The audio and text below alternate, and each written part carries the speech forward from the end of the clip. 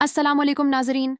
आज की किस्त 27 ने ड्रामे की कहानी को एक नए मोड़ पर ला खड़ा किया। पिछली किस्त के सनसनीखेज वाकयात के बाद सबकी नज़रें उस बात पर थीं कि सरबलंद की जान बचेगी या नहीं, और खुशकिस्मती से उसकी हालत में बेहतरी आती नजर आई। लेकिन इस हमले के बाद हर किरदार अब शक की निगाह से देखा जा रहा है, क्योंकि दुश्मन कहीं बाहर नहीं बल्कि अपनों के दरमियान भी हो सकता है। राबिया इस पूरी किस्त में सरबलंद के लिए जिस फिक्र, मोहब्बत और हौसले का मजाहिरा करती है, वो दिल को छू लेने वाला है। सज्जल अली ने एक बार फिर अपनी जज्बाती अदाकारी से साबित कर दिया कि वो हर मंजर में जान डाल देती हैं। दूसरी तरफ सरबलंद के किरदार में जज्बात, बेबसी और सच जानने की तड़प वाज़ेह नजर आती है, जिसने उस किरदार को मजीद मजबूत बना दिया।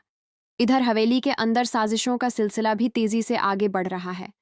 हर किरदार अपने किसी न किसी राज को छिपाए हुए महसूस होता है, और यही बात कहानी को मजीद दिलचस्प बनाती है।